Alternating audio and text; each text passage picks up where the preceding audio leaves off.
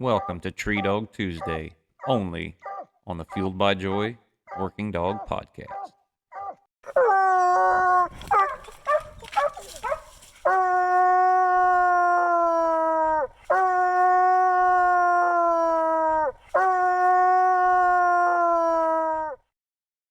Wade Grasswitz here, owner of Joy Dog Food.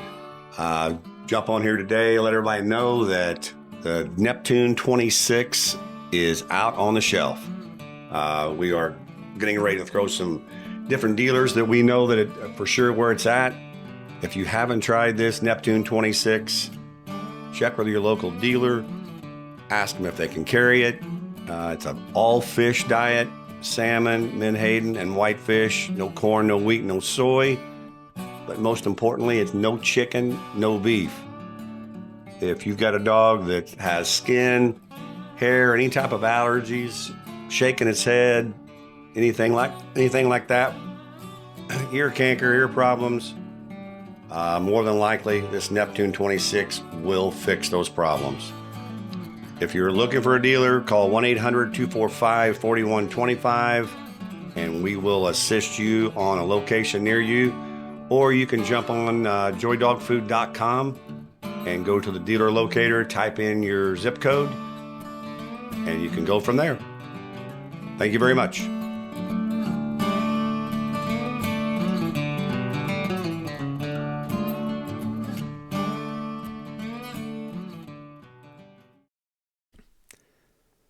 All right, ladies and gentlemen, welcome to another Tree Dog Tuesday. I got a good one for you today. It is Mr. John Michael Morris. John, how you doing, buddy?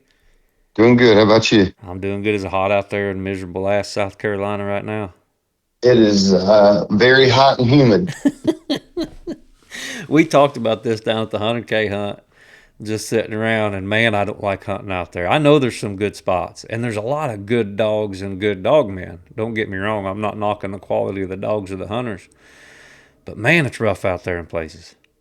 It's very hot, and it's not exactly an ideal state to have a really good dog that you're trying to promote. You're so far from everything, and it require a lot of traveling, a lot of hours to get to.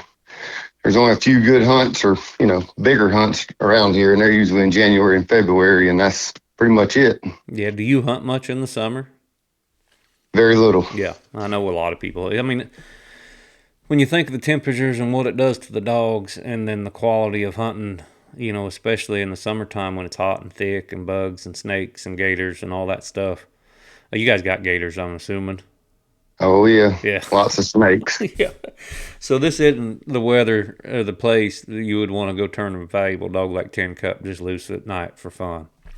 No, the only dog I really have here is JoJo, and we messed with her a little bit before the $200,000 hunt, and we were pretty much getting up at 3 or 4 o'clock in the morning and going and hunting to daylight just to try to have a little cooler temperatures. But we're really dry right here now too, so if there's not a lot of water, and it's just pretty bad hot. Where at in South Carolina do you live? So I live kind of in the middle of nowhere. Yeah. I'm about an hour from Charleston, an hour from Myrtle Beach, and an hour from Florence. Yeah. Closest town to me is 12 miles. Really? Yeah, we're out in the middle of nowhere. Well, that's a good place to be, especially if you like to be a coon hunter. Have you lived out in that area all your life? Yeah, I grew up here, so we grew up on a little creek called Mingo Creek, which is off of Black River, a bigger river that is a little more well-known, and was fortunate. My family's always kind of been in the hunting business, and my granddaddy liked land, and so the family owns right at 6,000 acres, and we lease another 10,000 that we hunt on year-round, so we've got a lot to keep up with. Is it just deer, turkey, hogs, whatever? Yeah, we got a quail preserve. We do pheasant tower hunts, sporting clay courses, that kind of stuff. Oh, now you're speaking my language. I like the sound of that. That's sometimes because I love bird dogs. I always have. I've had them since I was little. Eventually, I got old enough I had to pick one or the other. So I was hunting bird dogs all day and coon dogs all night, especially when I wasn't working. And so I had to pick one or the other. But the South Carolina quail plantation type culture, that's a big deal out there, isn't it? It's pretty big. That's a lot of what we have is plantation pines, knee-high brush or less. Um, it's pretty open for the most part. There are a lot of thicker spots, but where we quail hunt is relatively open. We burn it every year, so that helps keep all the brush down. There's really no briars, so it's pretty enjoyable. Yeah. Got a bunch of bird dogs, and we go through about 35,000 quail a year. So Yeah. it stays busy. What kind of bird dogs you got? Mostly German short hairs, Yeah. few English pointers, and a couple of setters. Yeah. I was always an English setter guy, and I liked English pointers too. But man, my I've got a German short hair out here right now. It's Jenna's, and he's pretty common. But I just never had an opportunity to hunt. I'm not saying I haven't hunted with a good one. I'm sure I have in all the years that I hunted, but I never had a short hair that stood out as a gun dog for me. And I know they are the most popular breed, and everybody has a German short hair. And so I don't want them all knocking my door down and trying to burn the place down or anything. But I just have not seen as many good ones as I have English pointers and setters. Their heads are just not as hard as an English pointer. Yeah, that may be too. So you guys have been doing that for as long as you can remember? Yeah, that's been around. Um, my granddad was doing when there was real wild bird Yeah. hunts. He was doing it back in the '70s, and then my mom's brother, so my uncle, kind of took over not long after high school and started with the sporting clays. That would have been in about '91, Yeah. and I guess I was guiding quail hunts when I was still in high school, and pretty much right out of high school, just went to work there, and it's grown into. Last year we threw 3 million clay targets. Whew. So it's there's somebody shooting a gun pretty much every day. That's a shotgunner's dream out there, it sounds like. Hey, you pay your money and they fly every time you press a button. It's Yeah, pretty simple. that's right. What got you into? Well, first of all, you said back when there's wild quail. I want to get into that real quick. No wild quail now. Not really. A lot of them are gone. I mean, everybody's got a theory on Oh why yeah, they're not here anymore. I think it's just a combination of a lot of things. yeah, Fire ants and chemicals for tobacco and right. cotton and all those things. A lot of cutting timber. They just shut down the paper mill in Georgetown, which is 18 miles from here. It took 500 loads of wood Mm-hmm. pretty much every day. So Right. that slowed down a lot. Unfortunate for a lot of people. Yeah. Um, but again, there's just so many different combinations, and nobody can really put a finger on it. We're blessed with still being able to hunt wild birds here, and it ebbs and flows, but it's been on a gradual decline for as long as I can remember. Now, the last 3 years, I will say I've seen more wild coveys than I probably did back in the early 2000s, mid 2000s. But it's the same way with all ground nesting birds, man. They're wild animals that I don't think we They don't have understand any. them. They don't have any. They have zero friends. Yes, not a single thing alive doesn't want to stomp their eggs or eat them. That's a fact. Yeah. So, but anyway, how'd you get into the coon hounds whenever you were growing up with all these bird dogs? I really got a late start with that.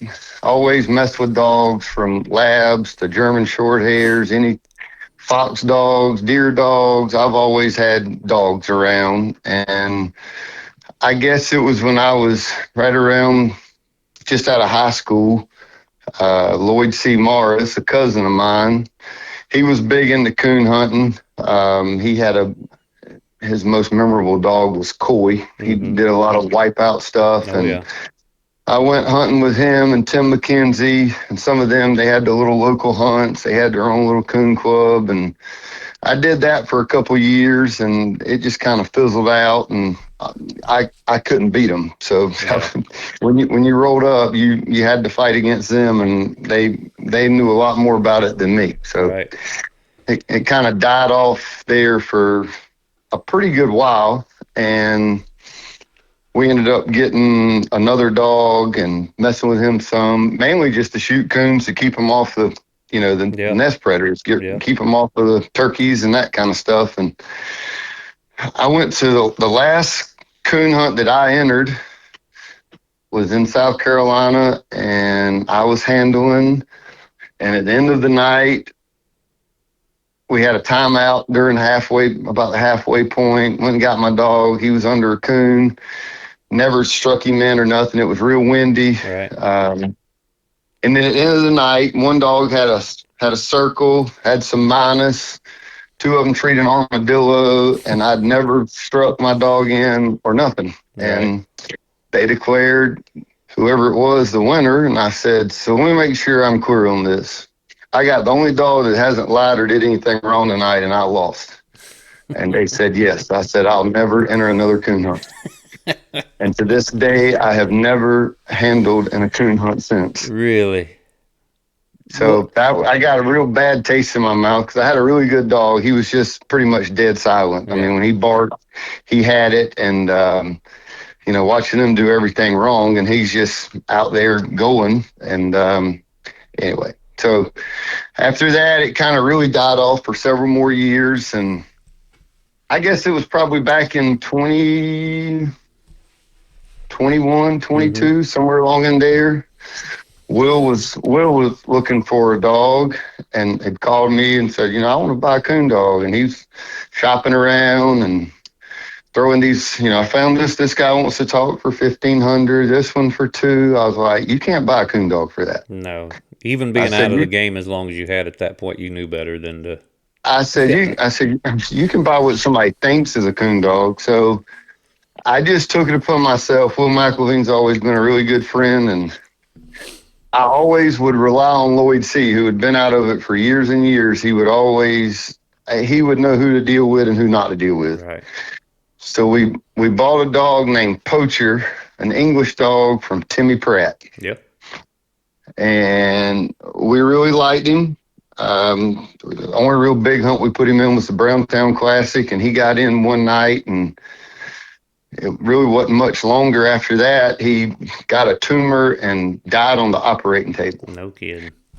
And that was sad times. So we kind of went out and we bought another little dog from Timmy Pratt named Switch. Had her for a little while, and I was wanting something with a little more horsepower, but it was still kind of dang if you do and dang if you don't. If you go buy something that could really do it, there's really no way to do a lot of competing around here or have a chance to get your money back or any of that. Also, you just had one die on an operating table. That's exactly right. And you're like, well, all of a sudden Lloyd calls and Billy Bell and them had JoJo. Mm-hmm. If you want a real one, this is it. Well, those real ones cost. Oh, yeah. That's a fact. We got her, and I called Will. I was like, what do you want to do? Man, that's a lot of money. I said, well, I'm getting her, period. Is what it is. Here we go. And we got her here, and the boy brought her back. I think it was about 9 hours. They got back at 10 o'clock that night. When they got here, I'm like, I want to see what $30,000 coon dog looks like. Mm-hmm. Knowing that she's just been riding, and you're not going to give her the best opportunity. Well, I think it was about 2 hours later, she was 7 for 7. Yeah. And I was like, well, this is what a $30,000 coon dog looks like. So we hunted her for a while and went on that was at the early part of like 23. And we ended up selling Switch, and we had JoJo, and Will really couldn't travel. He's got 2 young kids. And I reached out. Somehow I found Michael Ward's phone number. Mm-hmm. That would have been in about the summer of 23. And I called him, and, it was just a shot in the dark. He don't know me. I didn't know him. All I knew is I'd seen his name on the board, and let's see what this guy's all about. So he was good with who he was with, and they were rolling along. And if anything ever come up, he'd let me know. Yeah.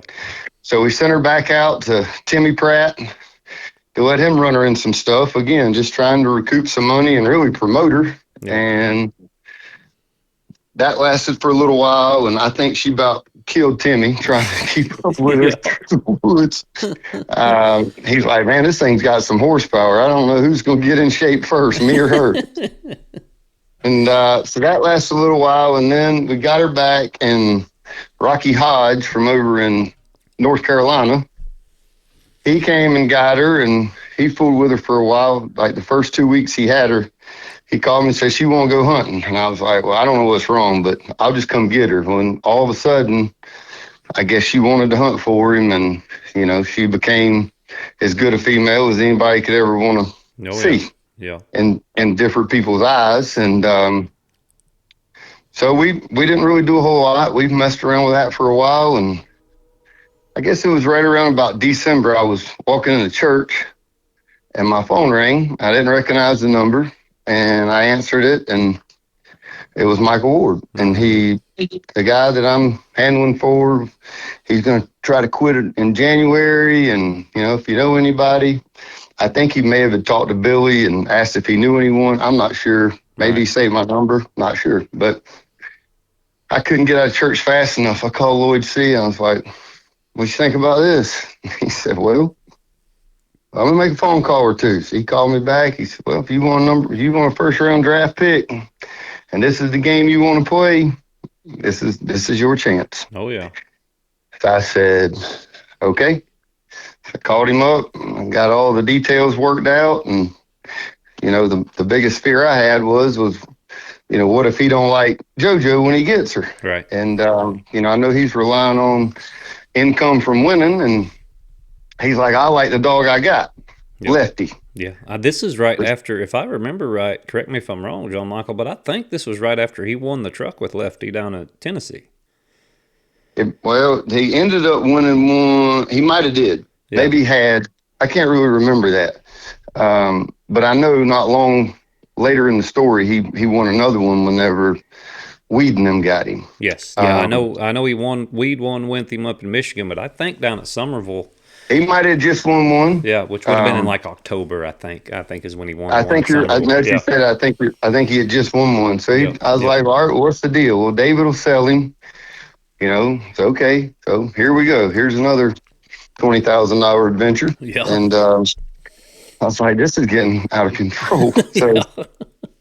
So we get going with him pretty good. And I still had JoJo down here, or Rocky still had her. And we got them both in the finals down in South Carolina one time. And we kind of got to the point where he was ready for something different. I kept trying to push JoJo to him. I was like, I really think you'll like her. Yeah. So we ended up getting her there, and he messed with her for a while, and he did kind of take a liking to her. And so we went on through with her. He probably got her, I guess, middle of 24. Yeah.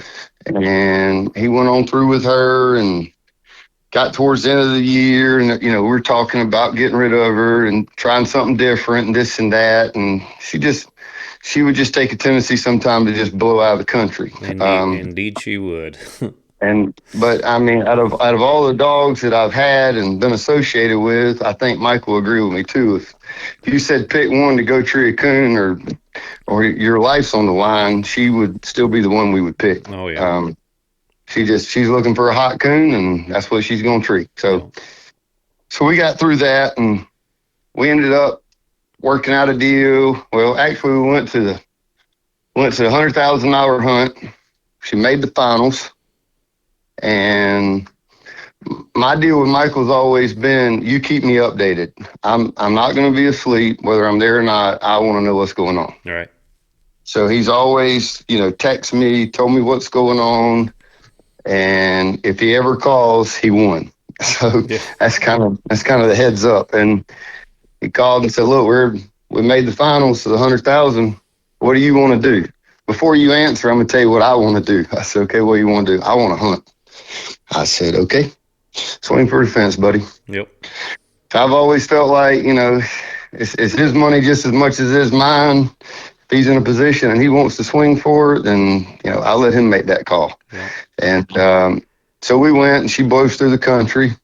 And that $43,000 split would have looked a lot nicer than that 15,000 we got for fourth. Yeah.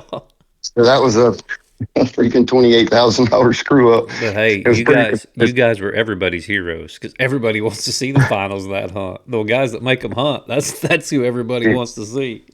Well, it was just. I think he might have been hunting Crash, and he was Yeah. in the finals. Crash was having a bad night, and he gets stirred with like 500 minus. I was Oh like, yeah. this is just sickening. Yeah. But anyway, so we end up selling her, and when we sold her, we tried a couple other dogs. We had Bolt for a while. We liked Hmm. him. Ended up selling him. Tried some dogs, didn't like them. Bought some, didn't like them. Ended up selling them back to people that Michaels were friends with, and got our money back. And all of a sudden, Roger dies, and a lot of his family's pretty close to where Michael lives, Right. and he reached out to him, and we put in an offer for Jack and some dog named Tin Cup. Yep. And I was like, I know what Jack is. I mean, they've won with him everywhere they went. I was like, what's this other dog, Michael? He's like, I just remember him from when he was a pup, and he ended up with Billy and them, I think, and somebody didn't like him, one of their handlers, and he ended up with John Granberry down in Arkansas, and Granberry says he's the real deal. When he got there, he blew out of the country. He's kind of been telling them that, he's right, and he just don't feel like he's got a chance. Right. I said, okay.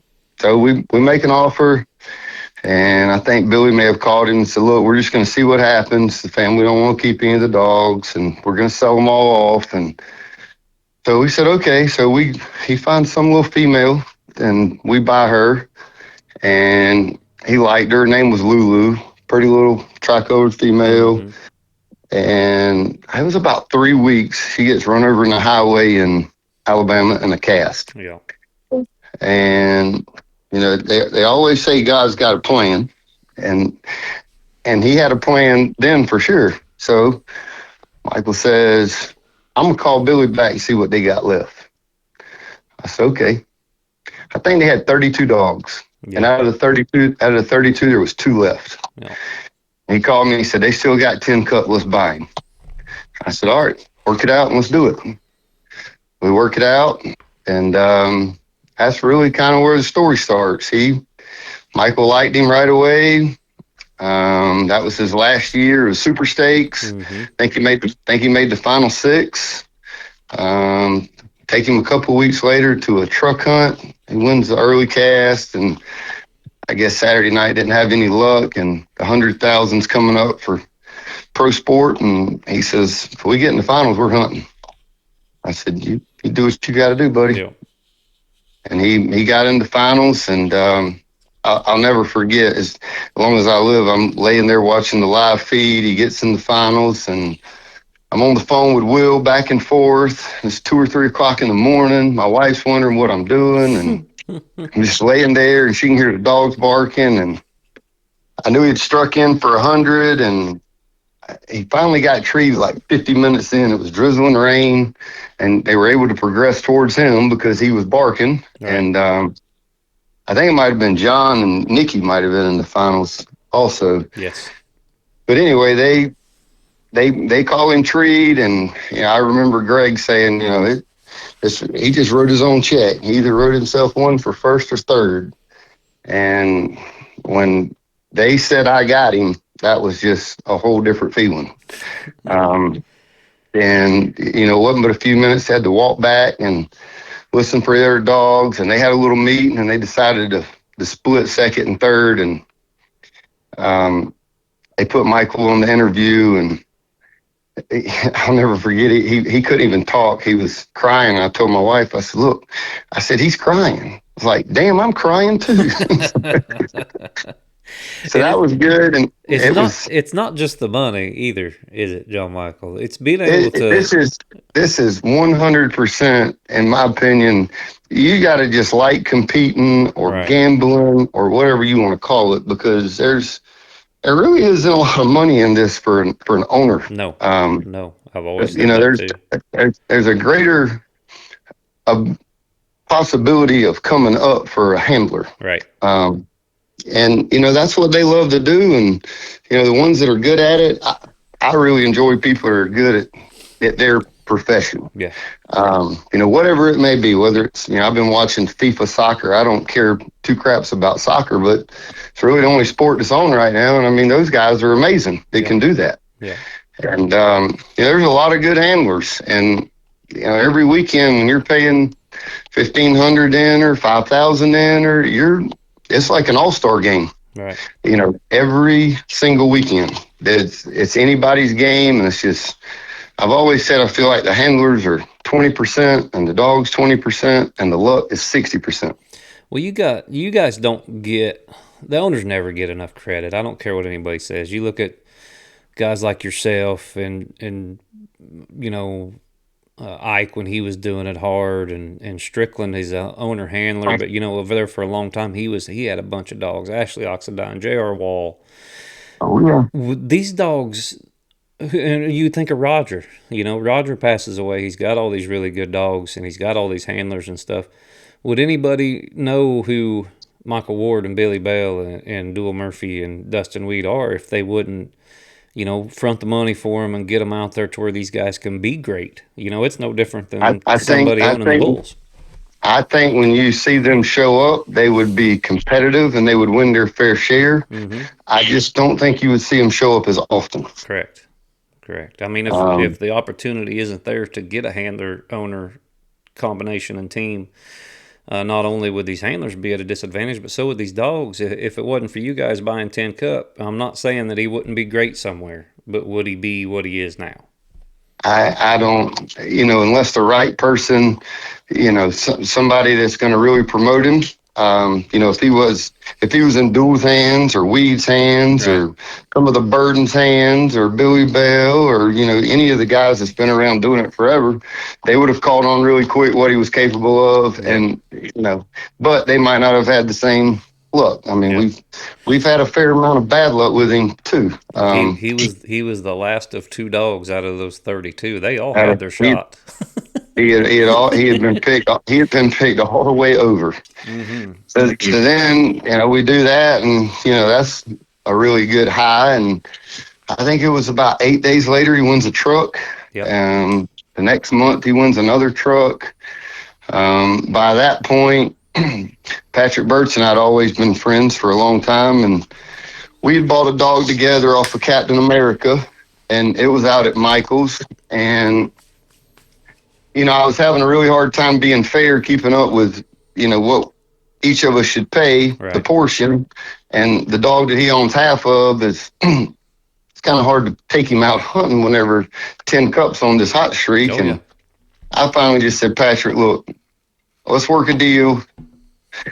I'll sell you in and let you get half of Cup. Right. And we worked a deal on that. And, look, I mean, Michael always worked for me. He's going to answer to me, but it's not like I have to babysit him at all. Yeah. Patrick's very low key. He's got a lot going on, and you tell him you need money, you'll have money. Yeah. But it's been really good. Everybody has really enjoyed it, and I think Michael was really meant to be with me, us, all of us. I talk to him pretty much every day. We've had other business deals that we've done, and Michael's a good guy. He's a family guy. He can't wait to get home. He knows he needs to leave to go try to win a coon hunt, but he's also in a hurry to get home to see his pretty wife and little boy. Yeah. No, Michael's always been, and a lot of these, these guys just like I do, you've been around them, but Michael's always been honest to me and honest in his dealings with everybody around, and that's not exactly easy to find in the coon hunting world, but you got you a good one whenever you get in there with Michael, and at least one thing about Michael is you always know what you're getting. Yeah, he's gonna be up. He's gonna be up front. He told me the biggest thing on me is my mouth. He is not backed up from that. But it's all these dogs. I give him all the credit. He's found every one of these dogs with the exception of JoJo. He did his homework. He talked to whoever. He's helped get rid of what we didn't want or didn't like. I mean, he's did it all. This is 100% his gig. He tells me where he's going. He tells me where to send money, what to sign him up for. He does all that. And I mean, like I said, if he decides he wants to split, I know sometimes he wants to not hunt till 5 a.m. and drive 10 hours home to see his little boy for a little while before he goes to work Monday. Right. So, I mean, I get it. So there's no pressure on Michael then if he wants to take some time off, John Michael ain't gonna say nothing to him. No, I mean, like right now we kind of decided we're going to let Cup take a little rest for a month or two. I'm not going to say we're not going to hunt him or might not enter him in something. We're going to put a little bit more focus on Slide. We really think he's a good dog. And he made the final 9 at the $200,000 hunt, and he just couldn't seem to find his way out of a cornfield for the last hour and a half. Or we'd have been in a different tax bracket on that payout. But anyway, I think we're gonna start breeding Cup some. See what he's all about.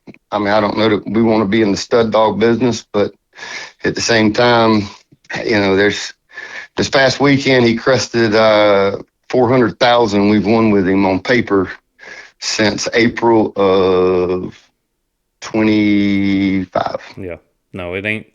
It's been just barely over a year, if I remember right, that he's done all this winning. Yep, he's and there's been back to the luck. I mean, there was one night, see a coon in the thermal. You wait on the judge to get there. Judge gets there, the coon's gone. Yeah. One night he treed one this in a rubber jaw trap. Yeah.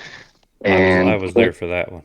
Can't get it plussed up. But there's also been, you got to take the good with the bad. The luck ain't going to be so bad or so good all the time. It's going to turn. The breaks are going to go different ways. It just that's just the way it goes, I reckon. Well, they make their own luck to an extent. I know there's some outside circumstances and stuff that you can't blame on a dog, but 400,000 in a year is not luck. You can only, he's definitely. He really isn't anything. I mean, I feel like Michael would tell you the same thing. He's not something that just wows you. Yeah. He just trees a bunch of coons. Yeah. There's some nights he don't bark a lot. Yeah. We've had all 3. Lefty was a quarter strike every time, almost silent. I mean, I think he won 2 trucks at his time. And JoJo, we won over 100,000 with her. Sometimes she'd strike for 100, sometimes 25. Yeah. Usually Cup's going to be in the top 2.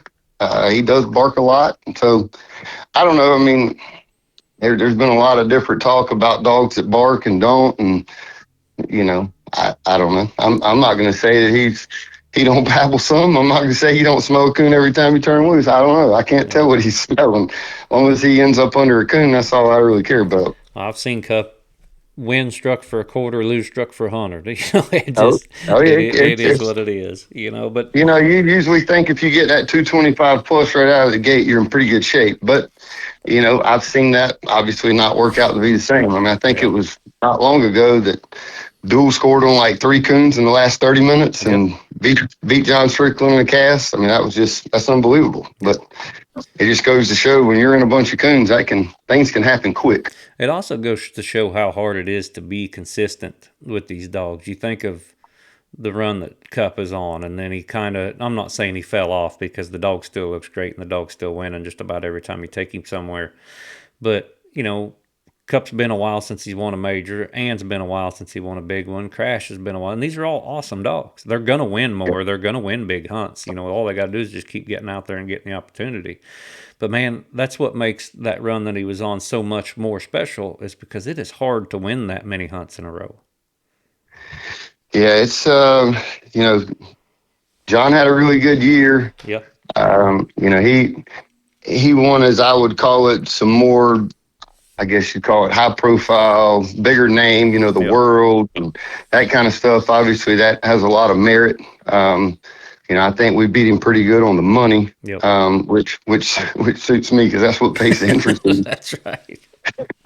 But yeah, it would be nice to win a world. I think Cup made it with made the final cast with Tim Tucker's daughter Emmeline Yep. at the youth world. Yep. I mean, I guess a world's a world. It don't matter if you sit in front of Yep. her or not. But we'd have been just as excited with that. Yep. Do you, when you're playing for Cup, you're going to talk about breeding, which the dog's bred to reproduce well. He's a coon dog. Nobody doubts that. Do you think that's going to affect? Because I know, how old is Cup now? 6, 5? Cubs turns 5 this Yeah, month. just turning 5. So I mean, he's got plenty of time left. Do you think? And you don't know until you do it. But I know you guys would love to see that world title or that national championship or something like that too. Come down to the Joy Super Hunt because that would be awesome. We'd love to have y'all. Do you think the breeding's going to affect him any? We talked about it for a good while, and some of them were kind of on the fact that it affects some and some it don't. Right. I mean, he's been like a little ATM machine, so you hate to take a chance. But we got a little downtime now. We actually just bred the first female today, and we AI'd her. So Yeah. we may do that for a while, where he don't get the total experience, Right. because women have ruined a lot of good men And dogs. Yes, that's and correct. dogs. So we don't. I don't necessarily want to go down in any record books or anything, but I would want to be remembered for winning a lot of cool stuff more Yeah. than I would be. He made a lot of money off of a stud dog. Right. Um, that stud dog, and I mean that's going to be fun for Michael to deal with that, I guess, because I'm not going to be around. But at the end of the day, we want to be competing and entering coon hunts and trying to beat people. That's our main gig. It takes a lot of females to make $400,000. And you are not wrong. So we got a couple lined up. When he was hot, people were beating the doors down. Right. And maybe their females aren't heat anymore. It's like I told Michael. You go out and we won 300,025 from April to December the 31st. If you go out and don't win for a month, Yeah. all of a sudden you get stale and you get forgotten about. Well, everybody wanting to breed to what wins right now. I bet Landman Bob's probably getting his door knocked down wanting bred too. Yep. He's on a Yep. hot streak. That's just the way things work. So, I mean, if it works, it works. Sadly for those guys, but his daddy's dead. Yeah. He died a while back. So, I mean, he's Gilmore's dog Clyde's off the same Yep. same dog as Cup. So, I mean, he won 100,000. He beat us the first time Yep. with JoJo. Yep. There's been all kinds yeah. of good dogs off Shack. So we're just going to kind of see what happens. I mean, our plan is should be about another 2 months. Our plan is to breed him to JoJo. So I think that'll be a pretty good cross. At least both parents have seen the whole world and know how to win. Yeah. What are your plans if JoJo has a decent sized litter? Are you going to put them in guys' hands that will probably do them right, or are you going to just sell them and hope for the best? What are you going to keep all of them or some of them, or what do you plan to do with the pups? Right now, the plan is to breed her, and she will be raffled off with a belly full of 10 Cup puppies. There you go. That is the initial plan. So everybody will have a chance, and or 2 chances. Whenever they have them, they'll have the opportunity to buy one. Yep. I don't know. I'm not really. I've raised my fair share of puppies, and that's a headache. It is. I've done it several times. I know a lot of people have, and every time it's going to be the last time. Yeah, it's you never want to do it again when they're done. I mean, just like the last 2, we raffled off of JoJo and Mojo. I mean, They were 8 weeks old, and just once again, the first litter we raised to JoJo, a heat lamp, had a guy raise them for us. A heat lamp falls in there. It was in dead winter. Heat lamp falls, burns a hole in the floor. All the puppies get out in the pouring rain. They find JoJo 3 miles away in some guy's backyard treeing a coon. Yeah. Then this litter, I had a heat lamp in my brooder. that was stationary and another one that was a clamp on. I had it pinned up there good, and somehow these two puppies that were, I had literally babied, Yeah. pulled it down enough to step over it, and it got caught under her back ham, inside her thighs, and she sat there and turned around in circles and cut her circulation. Yeah. So raising puppies, there's no finish point until they're sold and they drive away in somebody else's car. Unless you could find some mongrel that raises them under some old house in town, all them pups will live. Every one of them is raised out in the brutal conditions. Every one of them lives. Yeah. The more you care about them, the worse it is. And I'll tell you what, and the best thing about having puppies, the two best days are the day that they're born and the day that the last one leaves. That's about like a boat. The day you buy it, the day you sell it. Tell me about Slide before we get off here real quick, John Michael. I know you guys had a good run with him down at the $200,000 hunt, and I hear good things. What kind of dog is he, and what's your plans for him in the future? The little bit that I've hunted with him, Michael bought him from a boy not long ago. The boy had won a fair amount with him, hunted him in a lot of local $100, $200, $300 entries. And we decided we needed to take him, and we all kind of just teamed up for the 200,000. And Patrick hunted him and actually got him in, and then won early on Saturday night. It was kind of an exact opposite. He's apparently not very familiar with cornfields. He treed for 225, and then pretty much listened to him out in the cornfield all night, and just our good luck that nobody else treated anything enough to beat us. Then late, the plan is if he gets in, we're going to switch handlers to Michael. Patrick had only watched that dog Wednesday night on one drop. The only time he'd ever seen him other than a Snapchat video. And so he did a really good job. Patrick is a good handler. He just don't get to travel a lot. Right. And later that night was the exact opposite. He and Weed tree together. We treed second. Weed's got us by a little bit. We get across the cornfield, going to the other dog that's treed. He's got two coons, can't see them. Takes a circle, and we literally got an hour and a half. The wind's blowing straight next Weed's dog. There's literally no chance of hearing it the rest of the night. Yeah. And all we got to do is tree a coon, and we're in the driver's seat, and we couldn't get it done. Yeah. But the plan is, he's not a barker.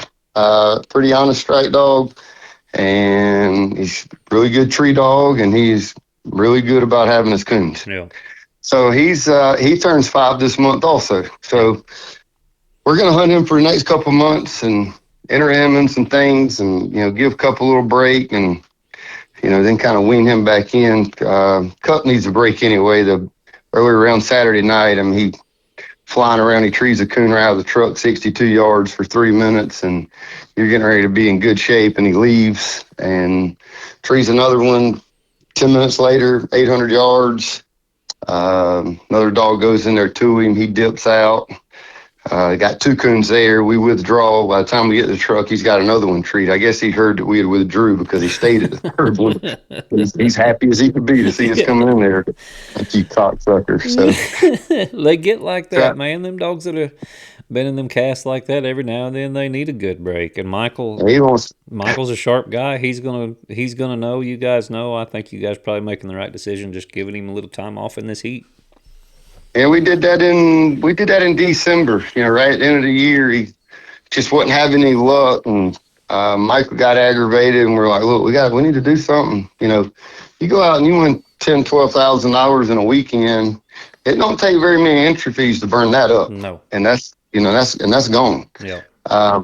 So Michael's like, I know what it's going to take to fix him. I'll take care of it. And sure enough, right out of the gate in January, first hunt, he wins $25,000. Yep. So. Yeah, I know he had a very good showing down to Black Eyed Pea.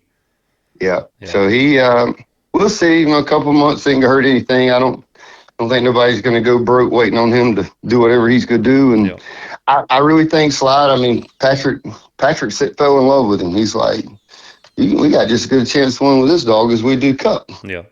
And he's like, he's pretty accurate, and everything's been good. So I don't know. We're gonna see. Well, I tell you what, you got a good team, John Michael, you and Patrick, and everybody. It takes a good team to continue winning. You guys got it. I appreciate you sitting down with me. Keep us updated on Cup and the pups and all that stuff, because I've always liked that dog and I'm always interested in what he's doing. Yes, sir. I appreciate you calling me. All right, that is John Michael Morris. This is Tree Dog Tuesday. We thank you guys for listening.